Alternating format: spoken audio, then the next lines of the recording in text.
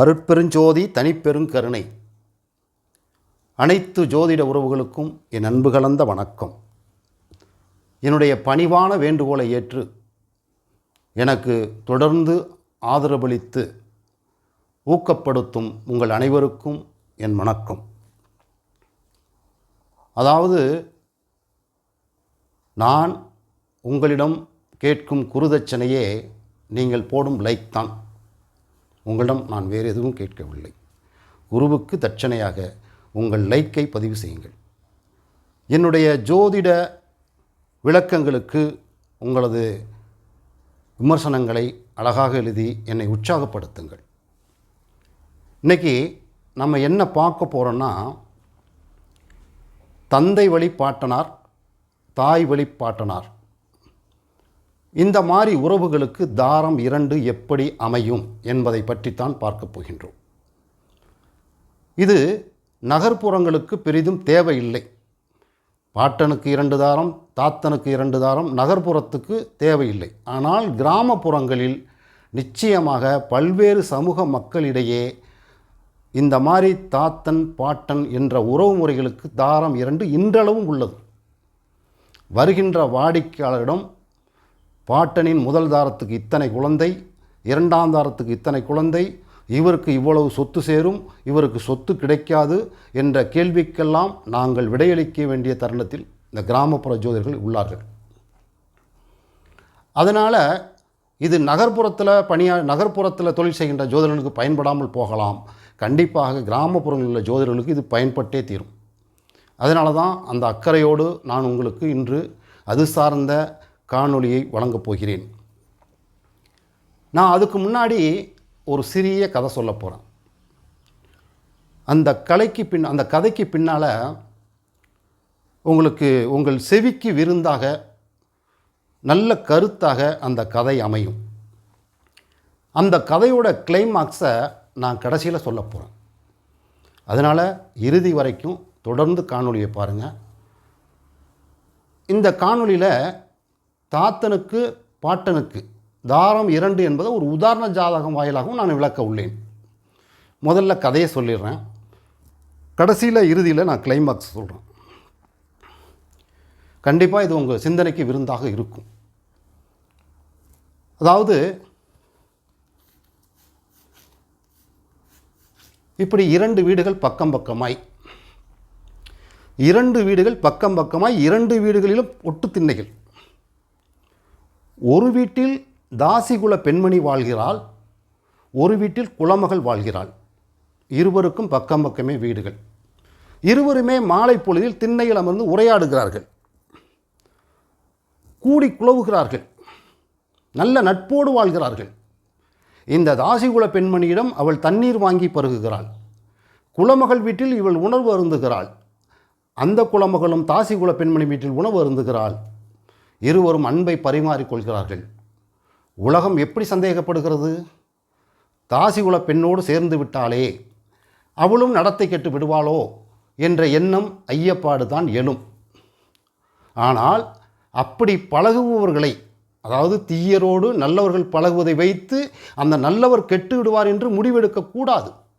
இந்த தாசிகுல பெண்மணியோடு அந்த குலமகள் வாழ்கிறாள் என்றால் எப்போது தவறுவாள், எப்போது பிழை புரிவாள் அப்படின்னா, அந்த தாசிகுல பெண்மணியிடம் அவள் நீர் வாங்கி பருகலாம், உரையாடலாம், உடன் படுக்கலாம், உணவருந்தலாம், எதை வேணுமாலும் செய்யலாம். ஆனால் ஒரு தாசிகுல பெண்மணியிடம் அவள் வெற்றிலை பாக்கை சுண்ணாம்பையும் வாங்கி சுவைத்து விட்டால் அவளும் தாசிகுல பெண்மணி ஆகிவிடுவாள். அதுவரைக்கும் அந்த குலமகள் தான். அதாவது, மாதவி கோவலனை விருந்துக்கு அழைக்கிறாள். விருந்துக்கு சென்ற கோவலன் விருந்தை மட்டும் சுவைத்து விட்டு வந்திருந்தால் கண்ணகிக்கு கோபம் வந்திருக்காது, கோவலனுக்கும் கெட்ட பெயர் வந்திருக்காது. மாதவி கோவலனை மஞ்சனைக்கு அழைத்தாள். மஞ்சனைக்கு அழைத்து அமர்ந்து பேசி கொண்டிருந்த கோவலனிடம் வெற்றிலைப்பாக்கு சுண்ணாம்பை நீட்டினால் அதை சுவைத்தான். வெற்றிலைப்பாக்கு சுண்ணாம்பு மதிமயக்கத்தை ஏற்படுத்திவிடும். அதனால் கோவலன் கெட்டான், இந்த குலமகளும் கெடுவாள். சரி, இந்த கதை எதுக்கு சொல்கிறீங்க? அதுதான் கிளைமாக்ஸில் சொல்கிறோம். இப்போ நம்ம உதாரணத்துக்கு போயிடுவோம், ஜாதகம் சொல்ல வந்த விளக்கத்துக்கு போயிடுவோம். பொதுவாகவே சுக்கரனோட மனைகள்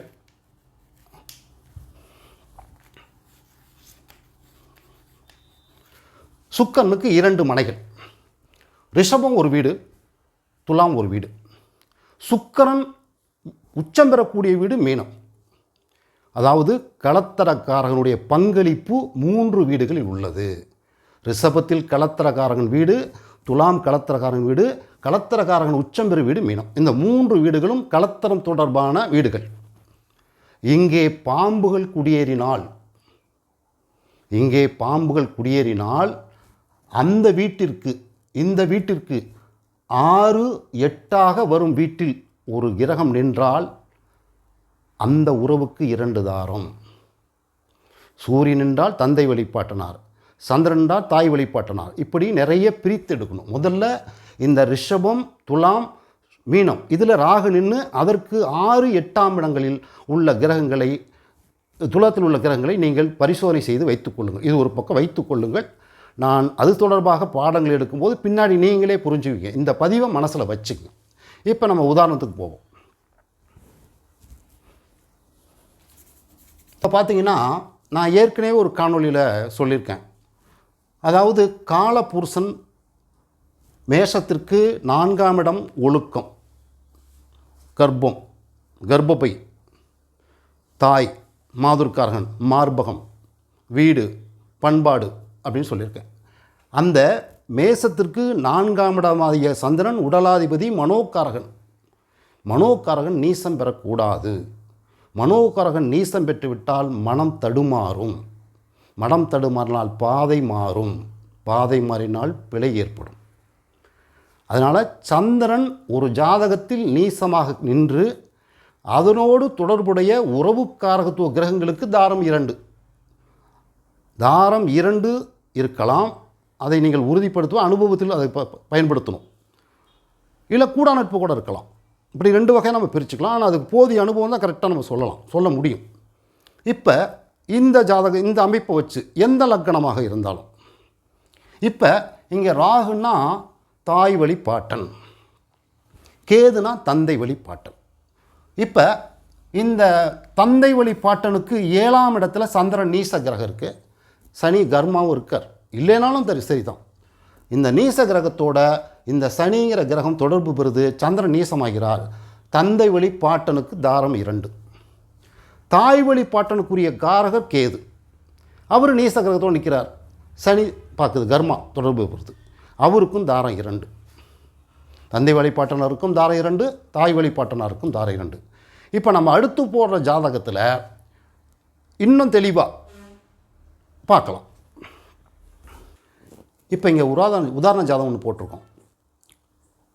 லக்கணம் கன்னி லக்கணம், லக்கணத்தில் குரு, 3ஆம் இடமாகிய விருச்சிகத்தில் சூரியன், சந்திரன், சனி, 4ஆம் இடத்தில் புதன், சுக்கிரன், 5ஆம் இடத்தில் செவ்வாய், 6ஆம் இடத்தில் கேது, 12ஆம் இடத்தில் ராகு.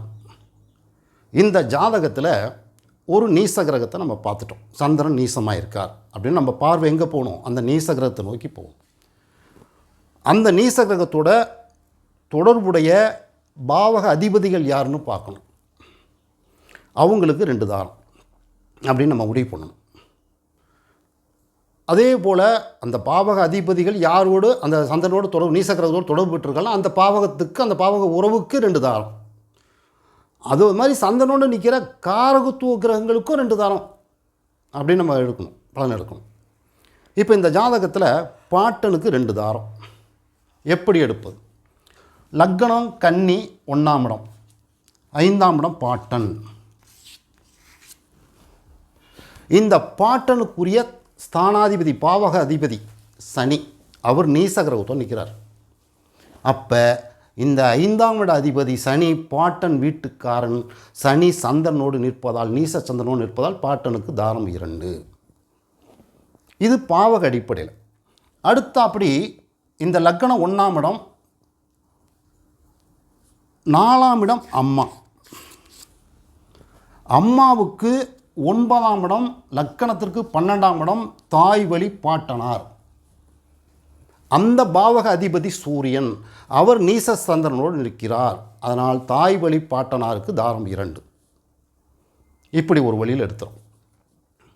இதில் நிற்கிற காரகுத்துவ உறவுகள் இருக்குல்ல, சூரியன் அப்பா, அப்பாவுக்கு 2 தாரம். சந்திரன் நிற்கிறார்ல, அம்மாவுக்கு 2 தாரம். 4 பேர்த்துக்கு தாரம் வந்து விட்டது.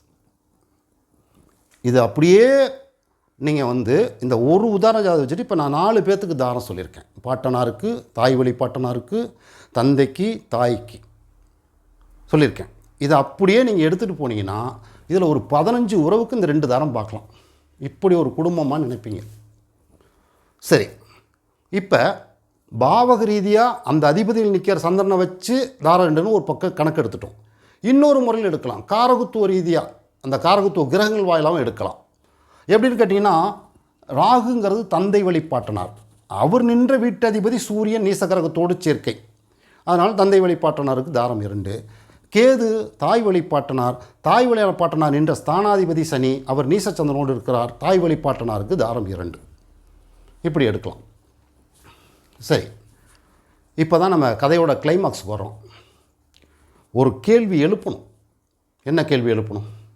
ஐயா, சந்திரன் நீசம் பெற்றால் இந்த ஒழுக்கக்கேடு வந்து விடுகிறது, தார குற்றம் வந்து விடுகிறது. சந்திரன் உச்சம் பெறுகிறாரே, அவர் நீச வீட்டை பார்ப்பாரே. சுக்கிரன் உச்சம் பெறுவாரே, அவர் நீச வீட்டை பார்ப்பாரே. அதற்கு ஏதேனும் பலன் உண்டா? கேள்வி எழுப்பணும்ல, எழுப்பணும். எப்பவுமே சிந்திக்கணும். இங்கே தான் அந்த கதையோட கருப்பு பொருள் சொல்லப் போகிறேன்.